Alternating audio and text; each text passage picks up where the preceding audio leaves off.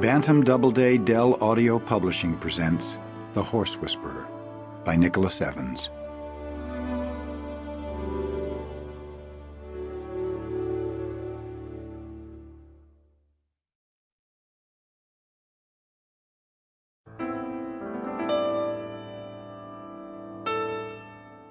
There was death at its beginning, as there would be death again at its end. Though whether it was some fleeting shadow of this that passed across the girl's dreams and woke her on that least likely of mornings, she would never know. All she knew when she opened her eyes was that the world was somehow altered.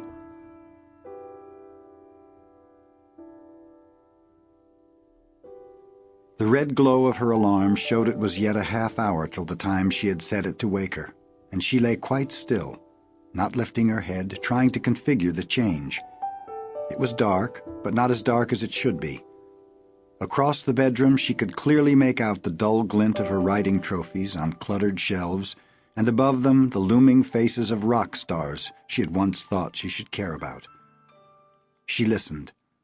The silence that filled the house was different too, expectant, like the pause between the intake of breath and the uttering of words. Soon there would be the muted roar of the furnace coming alive in the basement, and the old farmhouse floorboards would start their ritual creaking complaint. She slipped out from the bedclothes and went to the window. There was snow, the first fall of winter, and from the laterals of the fence up by the pond she could tell there must be almost a foot of it. With no deflecting wind it was perfect and driftless, heaped in comical proportions on the branches of the 6 small cherry trees her father had planted last year.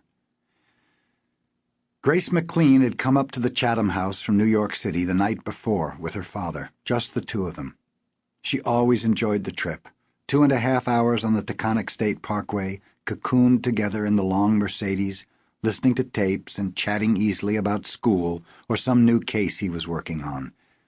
She liked to hear him talk as he drove, liked having him to herself, seeing him slowly unwind. Her mother, as usual, had some dinner or function or something and would be catching the train to Hudson this morning, which she preferred to do anyway. The Friday night crawl of traffic invariably made her crabby and impatient, and she would compensate by taking charge, telling Robert, Grace's father, to slow down or speed up or take some devious route to escape delays. He never bothered to argue, just did as he was told, though sometimes he would sigh or give Grace, relegated to the back seat, a wry glance in the mirror. Her parents' relationship had long been a mystery to her, a complicated world where dominance and compliance were never what they seemed. Rather than get involved, Grace would simply retreat into the sanctuary of her Walkman. On the train, her mother would work, undistracted and undistractable. Accompanying her once recently, Grace had watched her and marveled that she never even looked out the window, except perhaps in a glazed, unseeing scan when some big-shot writer or one of her more eager assistant editors called on the cellular phone. The light on the landing outside Grace's room was still on. She tiptoed in her socks past the half-open door of her parents' bedroom and paused.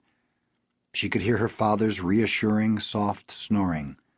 She came down the stairs into the hall, its azure walls and ceiling already aglow from the reflection of snow through undraped windows. In the kitchen she drank a glass of milk in one long tilt and ate a chocolate chip cookie as she scribbled a note for her father on the pad by the phone. Gone riding, back around 10, love, G. She took another cookie and ate it on the move as she went through to the passageway by the back door where they left coats and muddy boots. She put on her fleece jacket and hopped elegantly, holding the cookie in her mouth as she pulled on her riding boots. She zipped her jacket to the neck, put on her gloves, and took her riding hat down off the shelf, wondering briefly if she should phone Judith to check if she still wanted to ride now that it had snowed. But there was no need. Judith would be just as excited as she was. As Grace opened the door to step out into the freezing air, she heard the furnace come to life down in the basement.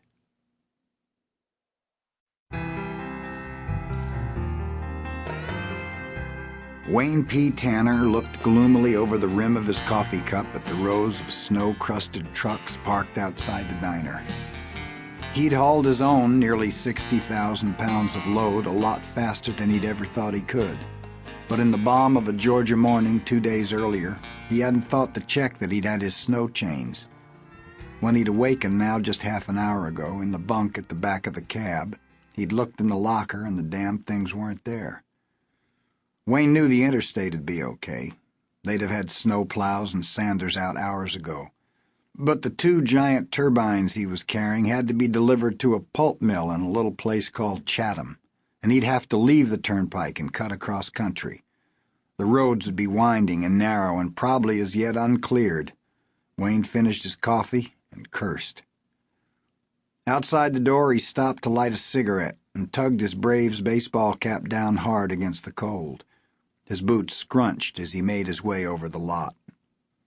There were 40 or 50 trucks there, lined up side by side, all 18-wheelers like his, mainly Peterbilts, Freightliners, and Kenworths. Wayne's was a black and chrome Kenworth conventional. Anteaters, they called them, because of the long, sloping nose. And though it had looked better hitched to a standard high-sided reefer trailer than it did now with the 2 turbines mounted on a flatbed, he thought it was still the prettiest truck on the lot. He stood there for a moment admiring it, finishing his cigarette. Unlike the younger drivers who didn't give a shit nowadays, he always kept his cab gleaming. He had even cleared all the snow off before going in for breakfast. Unlike him, though, he suddenly remembered, they probably hadn't forgotten their goddamn chains.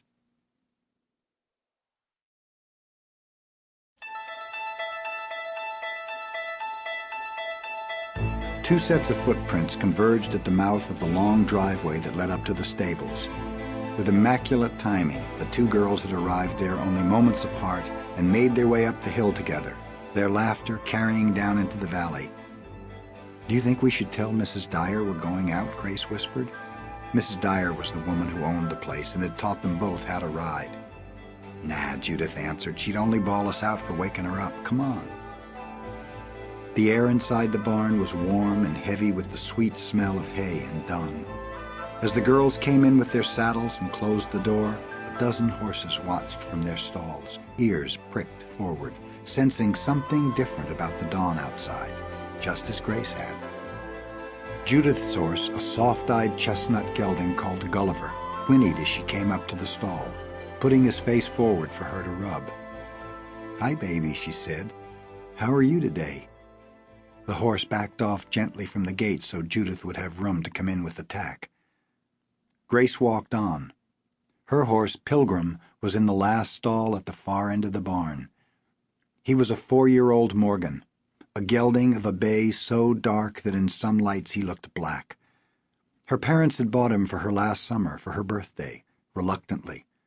They had worried he was too big and too young for her, altogether too much of a horse. For Grace, it was love at first sight. They had flown down to Kentucky to see him, and when they were taken out to the field he came right over to the fence to check her out. He didn't let her touch him, just sniffed her hand, brushing it lightly with his whiskers. Then he tossed his head like some haughty prince and ran off, flagging his long tail, his coat glistening in the sun like polished ebony. The woman who was selling him let Grace ride him, and it was only then that her parents gave each other a look, and she knew they would let her have him. Her mother hadn't ridden since she was a child, but she could be counted on to recognize class when she saw it, and Pilgrim was class, all right. There was no doubting he was also a handful.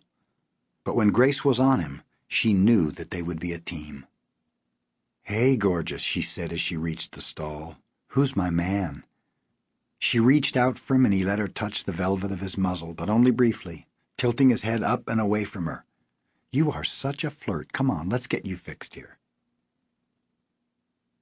When they had the horses saddled, the 2 girls led them out into the yard and let them stand there for a few moments, appraising the snow. Then they mounted up and rode in a slow climbing traverse toward the gate that led into the woods. And as they reached the woods, at last the sun came up over the ridge and filled the valley behind them with tilted shadows.